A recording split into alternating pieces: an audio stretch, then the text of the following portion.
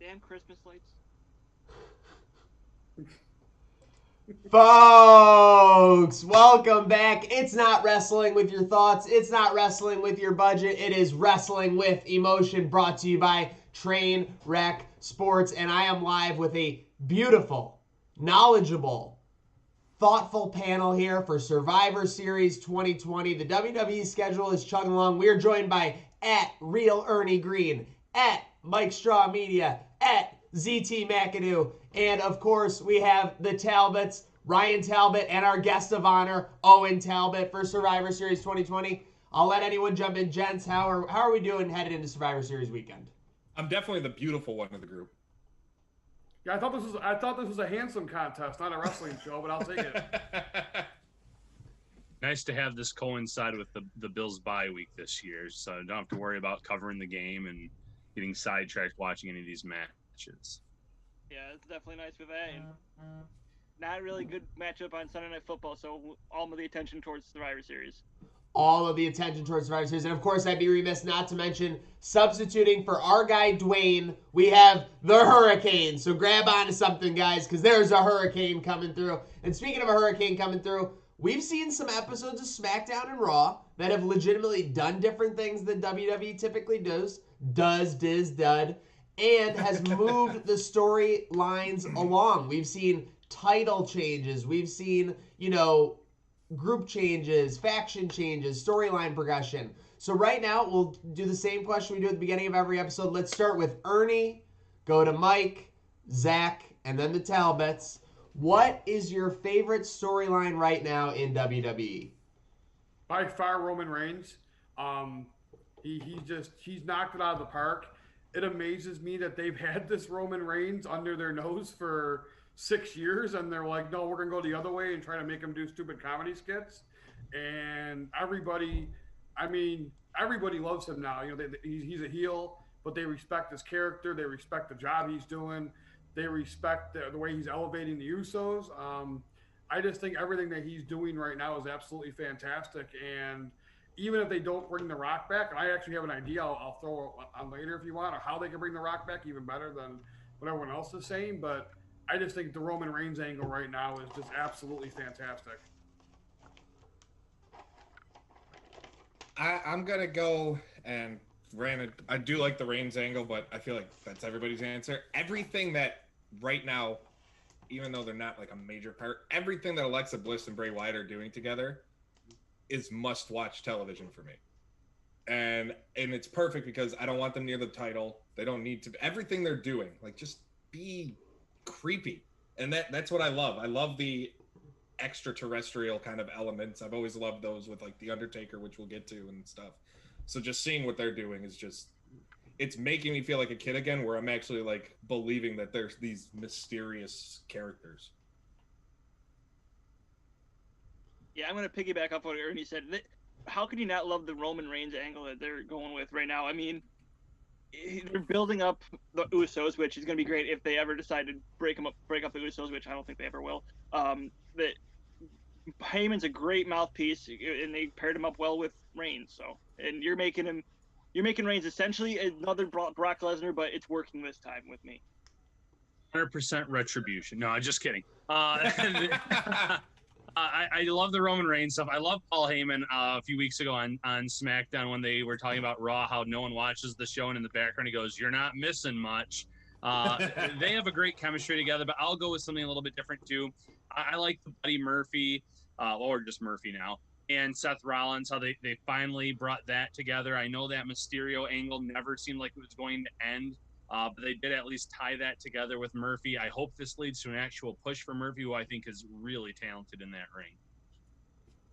And speaking of Roman Reigns vaulting up his feuds, obviously he went a little bit with Jey Uso, who a lot of people didn't consider a main event talent, but he's kind of thrust himself into that with the work that he's done. Now Reigns will be freed up ideally after Survivor Series. It'll be interesting to see what happens there after what's happened the past couple weeks between him and McIntyre. But I think Seth Rollins could be on deck for potentially a Royal Rumble match with Roman Reigns. That's my mind. I haven't read any dirt sheets or anything like that. It just seems like when you want to progress the feuds, obviously you don't need to put the title on Rollins. He can take a loss versus Reigns, and it seems like they want to make Reigns on the trajectory he's growing. So I'm very much looking forward to that. But I was saying it for a couple of shows before on here. Miz with the Money in the Bank. It has been everything, I could have hoped for so far. Just him and Morrison have a great vibe. Morrison is like an Alex Riley on steroids because versus Alex Riley just jumping around in the background, Morrison can actually supplement on the microphone and is kind of actionable. So WWE is in a really good spot.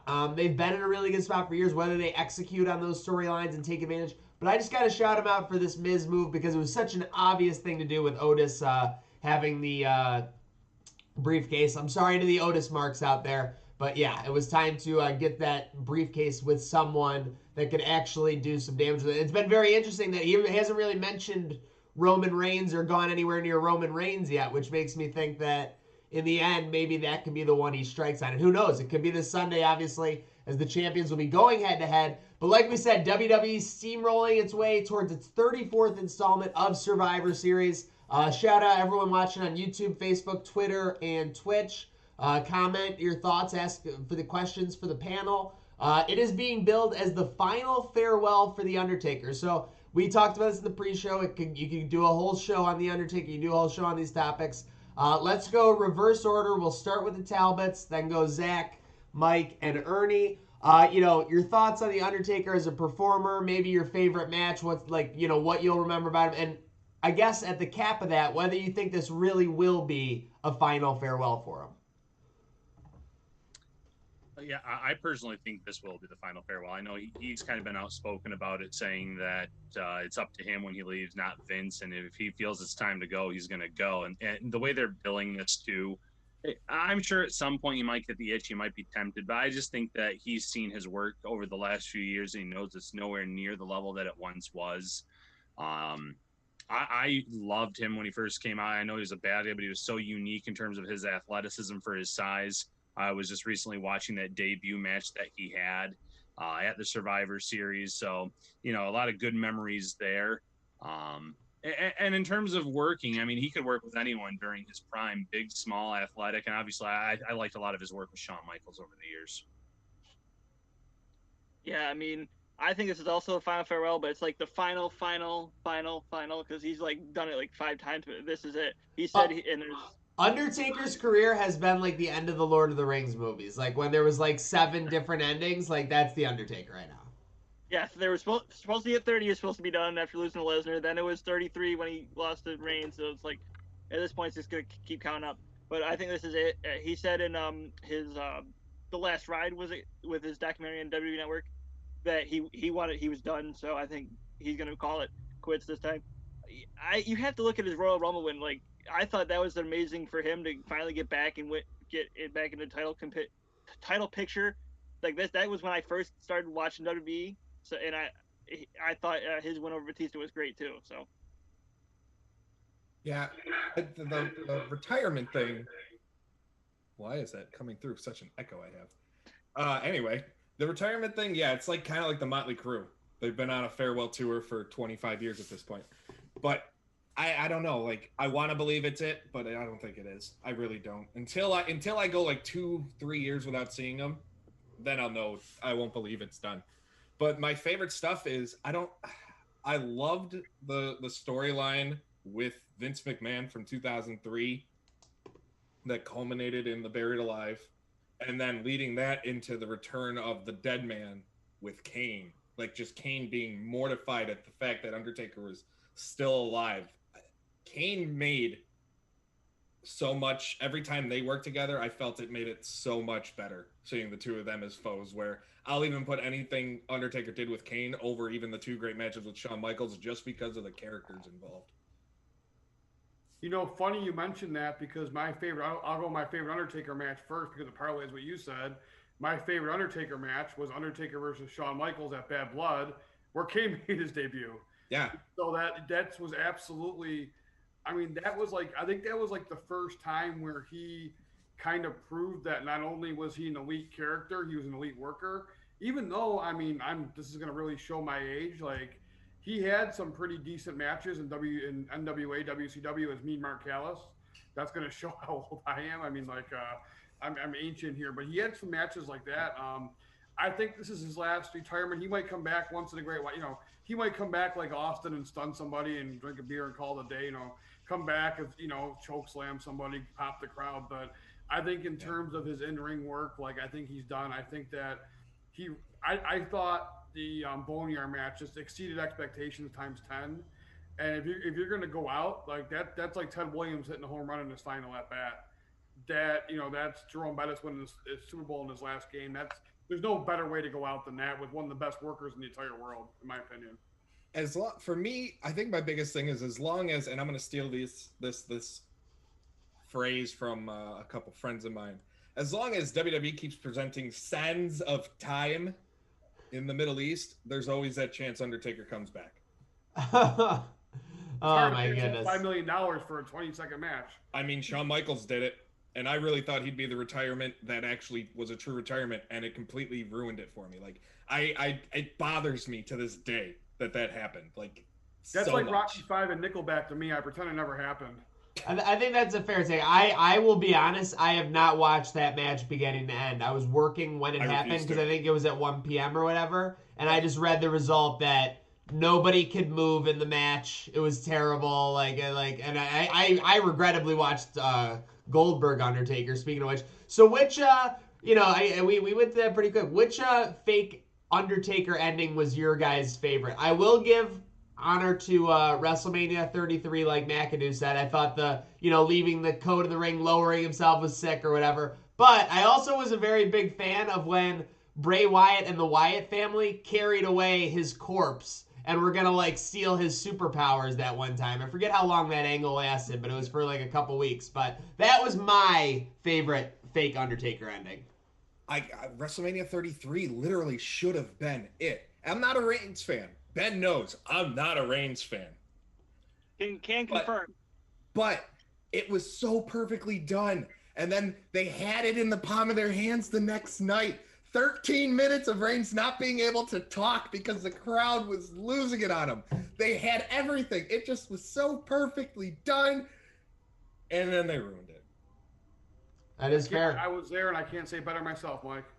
Like we said, the WWE has put themselves in position to be successful a lot of times. It's all about a matter of whether they execute, whether they're willing to pull the trigger on what the fans want. And that'll be a big thing for this upcoming Survivor Series event because realistically, in the landscape of WWE, there's not a lot at stake. I mean, obviously, these wrestlers are going to go back to their respective brands and actually begin the opening steps to the road to WrestleMania. But yeah, it's going to be some big moments. It's going to be some nice face-offs that fans will love to see. Survivor Series, so many moments throughout the years. Montreal Screwjob, Austin vs. Brett, Undertaker debut, Rock as the corporate champion, the end of the invasion, debut of the Shield, debut of Sting. What is the next big moment coming up? Gents, are we ready to get into this match list for Survivor Series? Heck yeah. Can we talk real quick about Survivor Series and how they need to make it more before we get into the Raw vs. SmackDown? They need to make it more along the lines where we understand why someone who was on SmackDown for the past year has only been on Raw for 2.5 weeks or 3 weeks cares about fighting for Raw. Like, make it known that, well, Raw is going to pay them a ton of money if they bring home the victory for Raw. Like, they need to make it, especially because they try and make it Fox versus USA now. Really, they need to not insult our intelligence with making, randomly now we're teammates. It's just weird to me. I will say with 3 hours of programming, you would think on a Raw they could throw in a back, office scene where, it's funny how the Raw locker rooms are nicer, or the banquet food is better or whatever. Like, just say something like that. Give them some reason, or say I don't really hate those guys over on SmackDown. Yeah, we do. Tell them why you do, because the brand split or the brand shakeup. Mike, was at a very bad time. They could have tried to do something to explain that. I'm still a firm believer that they need to do the draft and the brand split right after WrestleMania as a reset for the year after everything culminates. But that's literally, we can do a whole hour on that. We can do a whole hour of that. And speaking of it, we are about 15 minutes in. Let's get into these predictions, gentlemen. So I'll start off. We don't know anything about this match. It's going to be a dual brand battle royal. So I assume it's going to be tossed in early in the show, obviously, in a chance to get those performers who have worked their ass off, who have been committing to the Thunderdome and putting their time and obviously health on the line. an opportunity. Are we looking for any specific superstar in this match? Like maybe a young up and comer, maybe somebody like a Mustafa Ali, maybe a Retribution runs roughshod in a dual brand battle royal or something like that. I mean, what can we get out of this match? Let's start with Ernie, go Mike, and then Zach and the Talbots. Yeah, I don't really, unless they have some sort of swerve, as this feels like forced together, which is fine. It's just a battle royal. I mean, at the end of the day, not everything has to have like a long storyline. So, battle royals are always. I mean, I love old school battle royals. They get ready to ring, beat the heck out of each other. Let's see who wins. So I think it'd be good to just elevate somebody new. Like they did Baron Corbin at WrestleMania 32 in Dallas or something like that. Just who are you picking as a guy you want to push new and go from there, basically. They split up the New Day. Big E's been MIA. They need to use it for him to just come back and reestablish how dominant he can be and just go to town. Good call. And win it. I mean, there's no storyline purposes. It just reestablishes what people expected to see from him and kind of now gives him that momentum heading into Rumble season where I fully expect him to be a big part of it. I hope you're right compared to what I read last night. So this match I read is supposed to be in the kickoff show, and CBS Sports is predicting Lars Sullivan to win, and I can see it, unfortunately. No one cares about CBS Sports. Nobody cares about Lars Hey, UB played on CBS Sports this past week. We care a lot about CBS Sports for this week, for sure. That's in the past. That's true. We're looking towards the future. Yeah, they play next Saturday. They play CBS Sports again. So, crap. Kent State is going down. Kent State is going down. That match is gonna be for the opportunity to go to Detroit, basically. Pretty much, yeah. Can't write, Kent State. But anyways, back to my point. I really don't want to see Lars Sullivan win. I hope Big E. I don't like how they don't it's just random people in this match. I want to see some people so we have some semblance of like who we can pick here. It kind of irritates me that we don't know. It's not the Royal Rumble. Yeah, definitely just thrown together for the pre-show to get some guys some paychecks, which is fine. And I would prefer Big E, but after all the sit-down interviews with Lars Sullivan and the fact that they're really trying to push this guy, it would make sense for him to come in and dominate some kind of pre-show battle royal.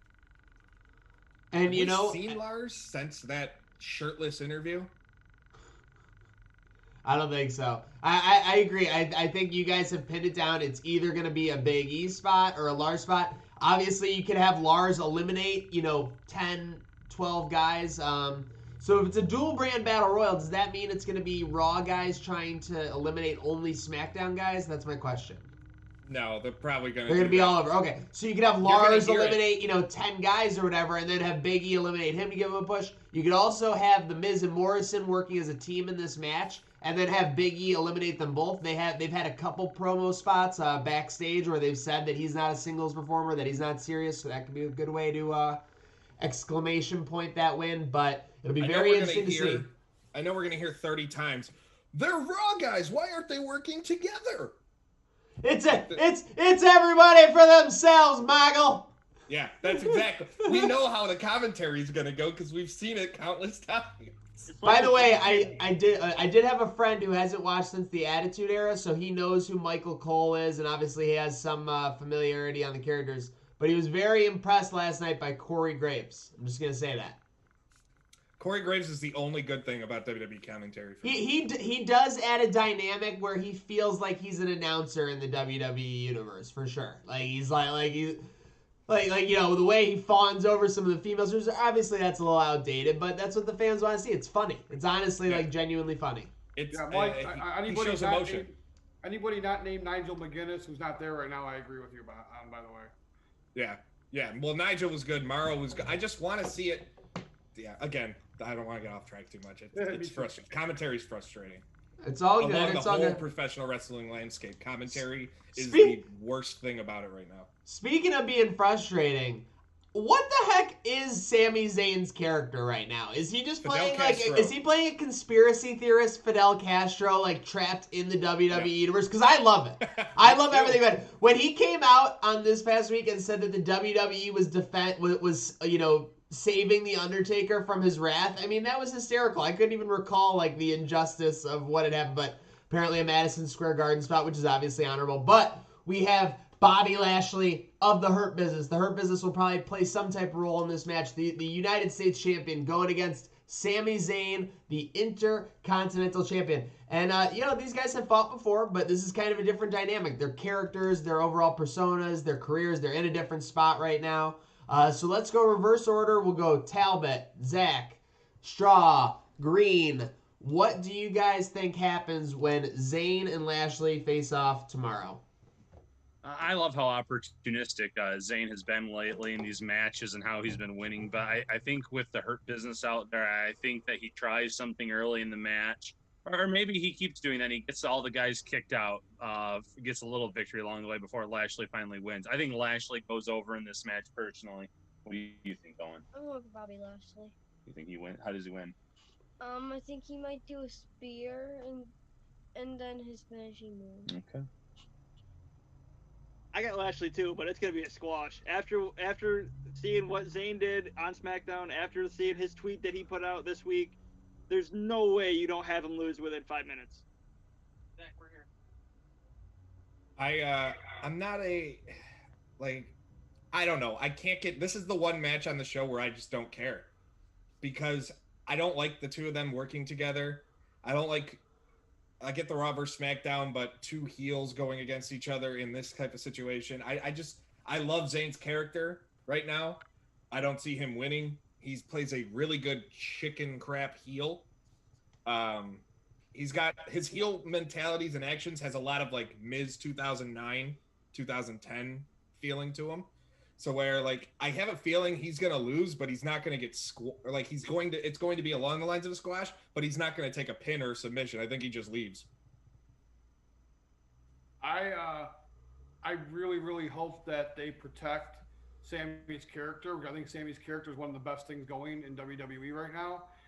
He's a fantastic worker, and I think there's even more depth to him than they even have. I mean, I think if booked right, he could be a future champion, especially because this is kind of like the Daniel Bryan angle, but not instead of environment, it's conspiracy. You know what I'm saying? So it's something that, and plus everyone in this country thinks everything's a conspiracy now. So it's something perfect. You can grab onto.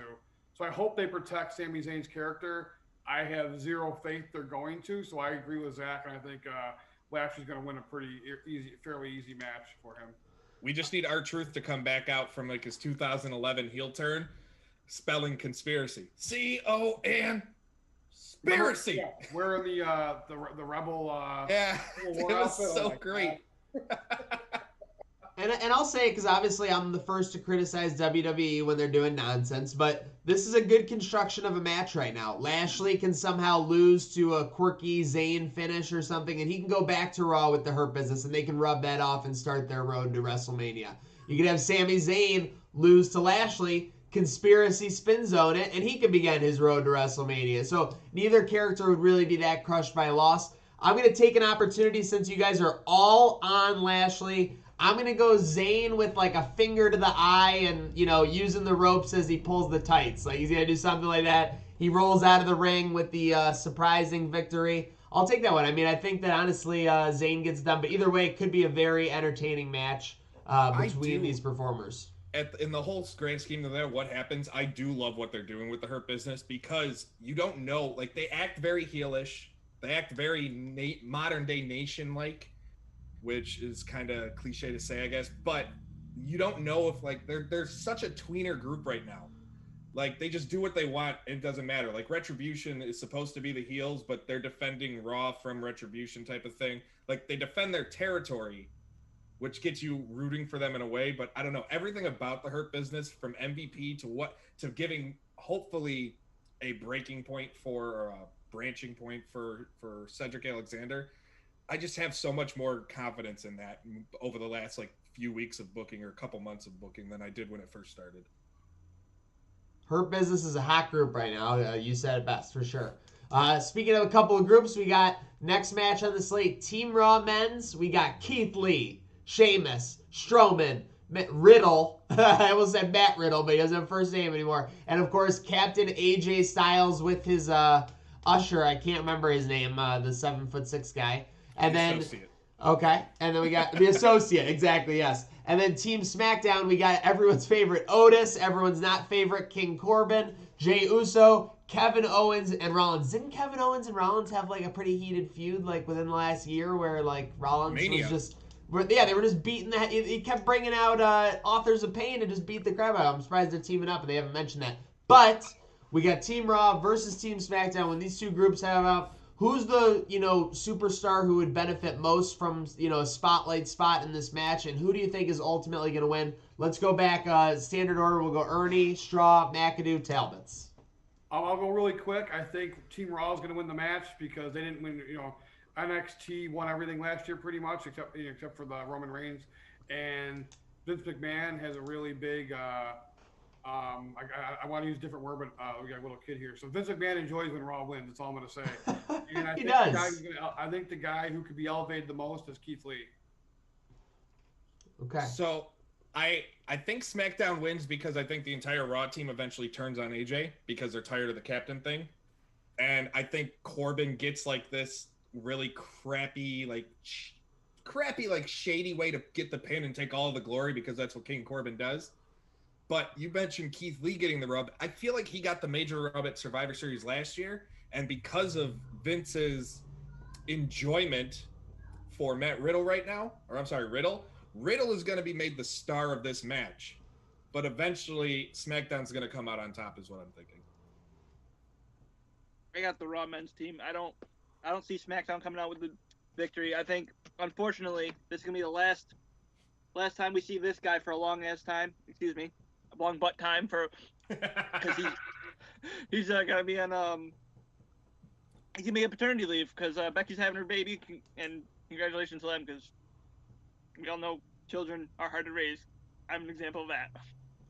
You took my joke. I have Team Raw winning this. You have them lose their retribution. You have them look like they can't work together. They have to have some kind of payoff of that. And like Ernie said last year, they didn't get the win in that main event because of the NXT push. So I agree that Riddle gets the rub. I think that maybe, even though Rollins is going off TV in the near future, I think he might get a pin over Keith Lee to kind of get that back from last year's Survivor Series along in that match. But you can make Lee look like a star early on, but Riddle at the end maybe is the last man standing for his team. Okay, OT, you got to pick Raw or SmackDown for the men's match? I'm going for SmackDown. Okay, OT's going for Again, SmackDown. this is why I like Owen because we're on the same page here with these things. McAdoo, you went Raw, right? Yeah. Okay, just making sure. Okay, got that. Okay. Are you writing those down? What did I do?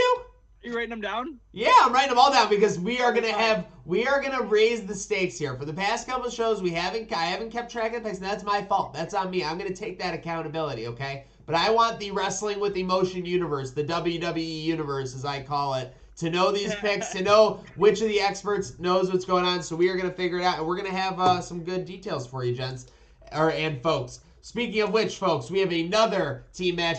And I messaged you guys about this storyline because even though I have been paying attention to Raw and SmackDown these past couple weeks, I did not know the level to which Nia Jax has terrorized Lana 8 times through a table. Like, I'm thinking of the entire, I was looking at entire feuds of Extreme matches. I don't think anybody else has put someone through a table 8 times. But we have Team Raw, Nia Jax and Baszler, the champs, with Lacey Evans, Peyton Royce, and of course the aforementioned what is happening with this character with Miro on AEW, Lana, and SmackDown, which is kind of more just the Team Bayley extremists, Bianca Belair, Natalya, Liv Morgan, Ruby Riott, and of course your favorite role model, Bayley.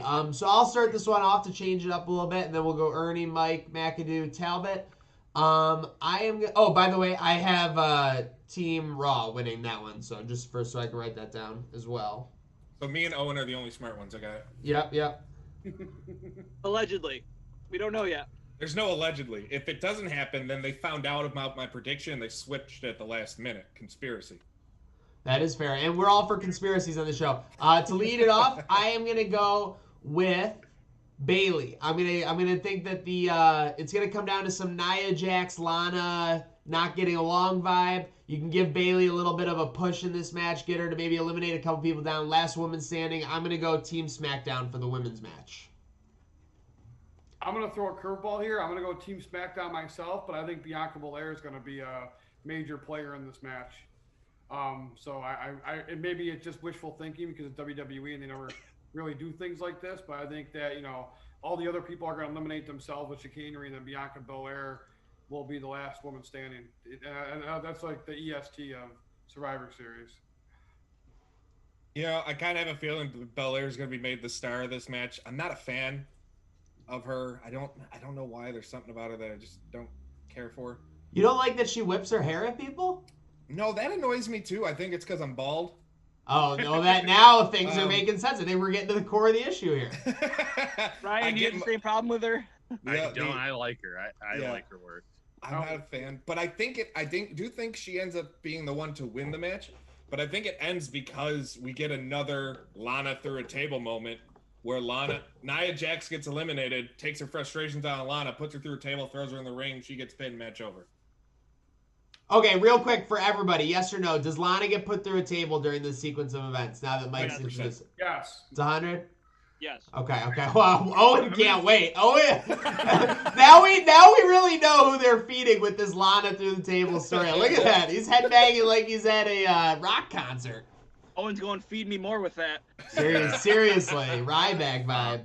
But oh, go ahead. Did you? I didn't say mine yet, but I got the SmackDown Women's. The Raw Women's team is not going to be able. They've had problems this whole time when they've been doing this, and I think this comes back to the point that Mike made. Is it this way? That I'm pointing at him, or is it? I don't know. Nope. No, the other way. This. No, other way. Yeah, yes. Okay, but anyways, they haven't gotten along at all, and this, I think, to Mike's point, it's because they've been together a month instead of what it should be. What is it, 7 months since Mania now? They should have done it then, but so obviously it's gonna be SmackDown's women's team because the chemistry is there. Yeah, I'm going SmackDown as well. I agree with the sentiments that Bianca Belair is the star of the show. That they gave her those cheesy vignettes with her racing the people over and over again. I do think that she will end up being a big player on that SmackDown card for the next few years in general. Now, obviously, Sasha has the belt right now. She's the big ticket there, but I think Bianca Belair can be in that picture here in the relative future. SmackDown. Straight to the point. Literally no other words needed. So do we all take SmackDown there? I may have missed you, Straw. Yeah, it's SmackDown. Okay. So that's very interesting. The first one where we're all on the women's SmackDown team. Very interesting. Real quick, I want to point out I went 4-1 at Hell in a Cell, just to let you know. Just point it out there. Wait, what are you pointing at? I couldn't hear you. I went 4-1 at Hell in a Cell, if you can't see that. Okay. So you're bringing the numbers to the table. I'm fine with it. We're going to run the numbers up now. And speaking of running the numbers up, we have the 10-time champions, the New Day versus Street Profits. So I think we've seen this matchup a little bit before, but very interested to see these two teams face off again. I think that post the breakup of Big E and as well as Xavier and Kofi, it's a good chance for New Day to kind of reestablish themselves as the tag team there. And again, Street Profits on the up and up. Nobody wants the smoke. So let's start with the Talbots. Go McAdoo, Straw, and Ernie. What do you think happens when these two teams face off tomorrow? Yeah, I'm torn on this one, but I'm going to go with the New Day. I think it's just going to be a great match in general. I like both of these teams a lot. And I think that at some point you could have future single stars with all of them for the most part, but I'm going to go with the New Day. Who do you have on, New Day or the Street Profits? I don't know. Okay, we're going to swing back to Owen. He's contemplating. I can see it because I can see it in his eyes, and we respect thinking, we respect passion, and we respect emotion here on Wrestling with Emotion. Glad you're joining us during lunchtime. Facebook, YouTube, Twitter, Twitch. McAdoo, who do you got in this Street Profits New Day match? We're coming back to you, OT. Don't worry. You know something? Honestly, this might be the show stealer right here because you can't. The Street Profits are great. New Day has put on fantastic matches before, and unfortunately, I don't want to say this, but the New Day is going to take all that smoke. They're going to win. I'm a big Street Profits fan, but I don't think they can handle the New Day as of now. I'm going. This is a changing of the guard moment, and the Street Profits. It's going to be the match of the night. There's no doubt. These two teams can work like no other. Like they are the only reason WWE has a tag team division right now. These two teams. That's fair. And they are going to be incredible to watch. And I think this is where Kofi will take the pin, and it'll just push the Street Profits even more. Like this is their moment. Wait a minute, you're telling me Retribution's not a good tag team? Oh no. Can we kick boy. Ben? I think Zach wants to smoke. I mean, it is I the agree weekend. with both Zach and Mike, this match is going to be the best match of the night. I look at it this way: which team would be hurt less with the loss, and that's that would be the New Day, a Hall of Fame tag team. So I think the Street Profits need this match more than the New Day does. So I'm going to go with the Street Profits in a very, very, very good match. Okay, so we got a lot of people. Well, we're split. We got Green and Straw on the Street Profits, and then we got McAdoo and Ryan on the New Day. OT, do you have a verdict Come on, yet? Owen. I'm going for Street Profits again. Yeah, He's going for the Street Profits.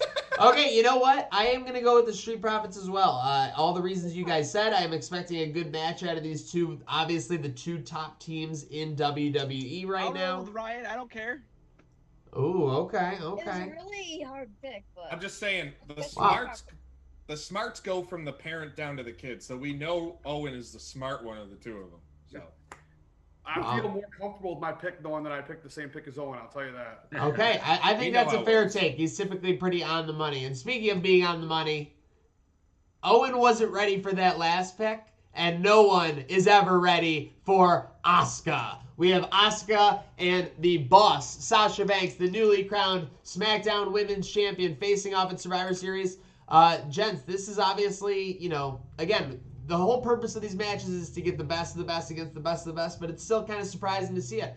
Asuka and Sasha have fought in the past. They, had a title match a couple of months ago before Bayley and Sasha broke up, had their falling out. But Sasha and Asuka should put on quite the show at Survivor Series.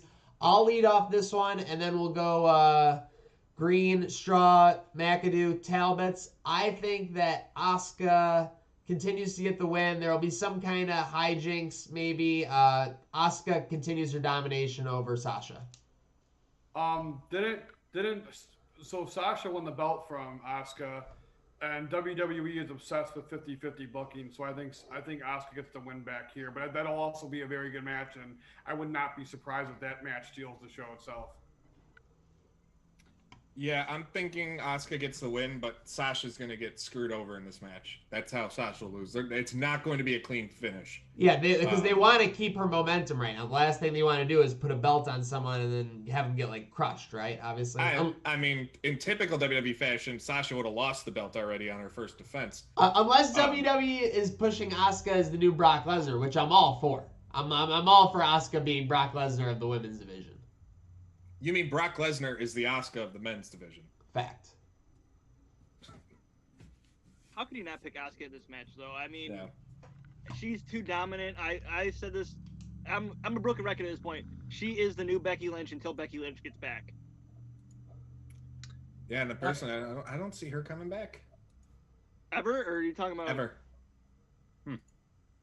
Oh, that is that. I'm writing down that take. Bold Yeah, take. write that down, Zach. I don't know. There's something Bold. I've gone back and forth on this, but I think Asuka wins because Carmella does something to cost Sasha Banks the match. That seems to be the angle that they're going to go with for the SmackDown belt, maybe at the next pay-per-view, maybe at the Royal Rumble. If they really want to extend it, probably not, though, since the long-term booking is not their thing lately. ever. I was going to say, or for the last, decade. But I'll go with Asuka. I'm going with Asuka. Okay, so we got a clean sweep. Asuka. So that's very interesting. I mean, with the two women's division or the two women's matches, we're all on the same page, and then we're split on the men's match. So very interesting. We got to get on the same page here as we're going down the finish line, folks. We are at our main event. We are at what will likely be the last match of the night. Drew McIntyre versus Roman Reigns. And the whole scope of this landscape and what they want you to think between these two wrestlers, it's a crazy week. It started with Orton as the WWE champion. McIntyre gets it back like he said he was going to do last week on SmackDown. Then McIntyre comes to SmackDown this week, and Reigns kind of gives him a verbal beatdown similar to the verbal beatdown John Cena gave Reigns about 3 to 4 years ago. So very interesting there. With that said, what do you guys see happening when the Scottish psychopath Drew McIntyre and the head of the table, the tribal chief Roman Reigns, face off tomorrow at Survivor Series 2020? Let's go Ernie, Straw, McAdoo, Talbots. I'm going to go bold prediction here. I'm going to say that Drew McIntyre wins by disqualification because Roman Reigns loses his mind and beats him with a chair or something like that. And then Miz cashes in and wins the title. The WWE title. Correct, yes. On McIntyre, correct, yes. Oh, on McIntyre after the DQ, so he doesn't take advantage of McIntyre's beatdown of Reigns? He does. No. Reigns is going to beat down McIntyre. Oh, yeah, I'm sorry. Gotcha.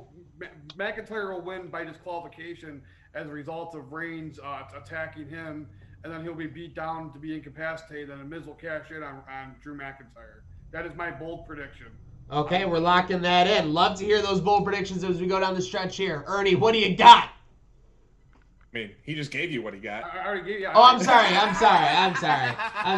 I was looking at Mike. I was so pumped up. Mike, what do you got for us? I love that. Like, I kind of want to steal that and go, yeah, that's definitely happening. I just, again, the storytelling, I don't like the fact, like, they took the belt off McIntyre, just give it back to him 2 weeks later. I'm a fan of, I don't like just giving them extra reigns. Now he's a 2-time champion. It's kind of like the Mick Foley thing in 99. He was a 3-time champion and held the belt for a total of 3 weeks.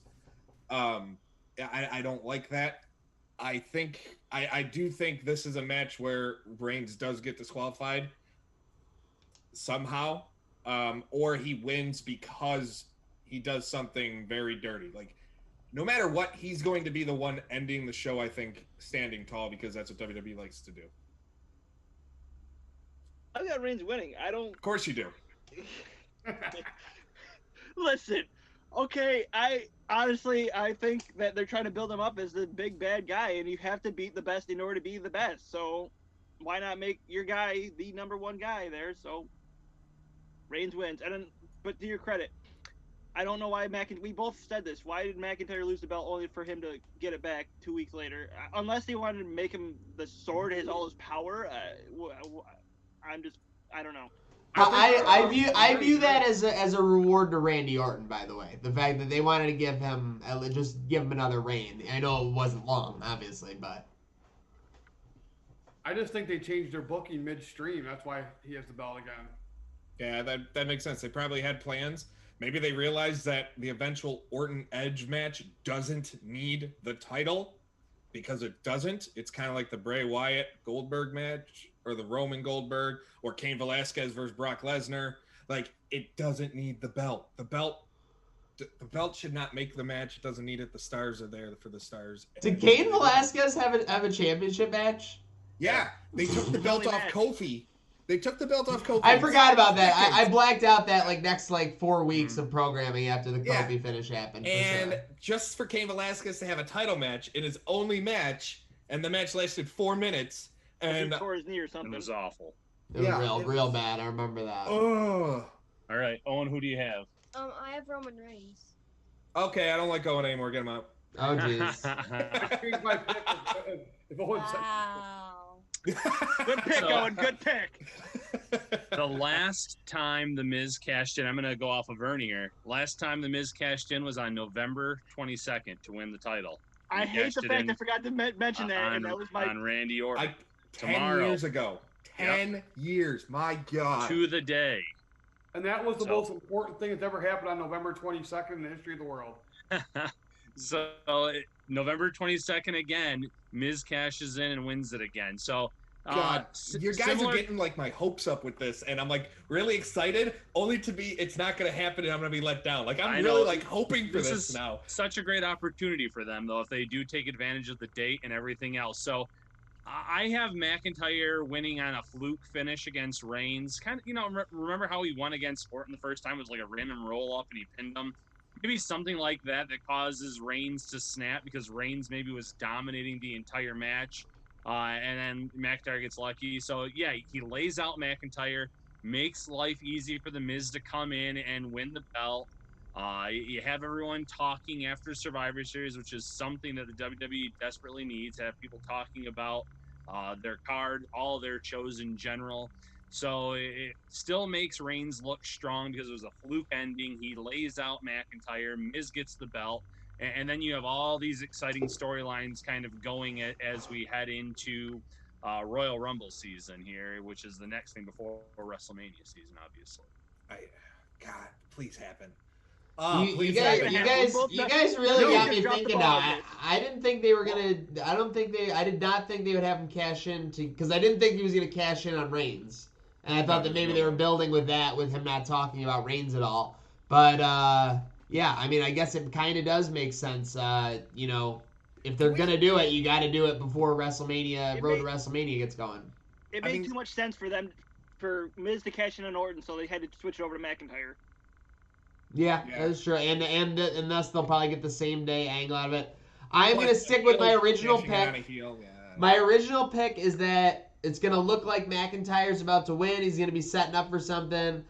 Reigns gets him at the end, like with a spear. He's like down. Miz comes running down while Reigns is celebrating. Reigns demolishes Morrison and Miz and stands tall on all of them. And Reigns kind of plays off of his "you only win a championship when I let you win a championship" vibe, like type thing. Like, and he can control like all of the things, basically like that. So I have Reigns winning and then not cash again. So you guys, there's a lot of cashes in there. It looks like Survivor Series is going to be a hell of a finish, gentlemen. Oh, a heck of a finish. If we wrote it, it'd be fun. All right. Speaking of fun, we've had a lot of fun today. College football getting ready to get going. Anybody have any thoughts before we sign off here? I'm interested on, honestly, we only talked about it real quick at the beginning, but the farewell to Undertaker. I have a feeling I'm going to get choked up at some point during some video package they play, because whenever my childhood favorites retire or walk away or they do something like that, I get very fitting for the show. I wrestle with my emotions. I love it. Like the 2008 Flair ceremony, I think was the most perfect segment ever done. Like my favorite Raw segment ever. Yeah. Most definitely a great segment. It'll be very interesting to see. If you could say anything solid, concrete for WWE, their video packages and montages are some of the best in the media business for sure. They know how to do that.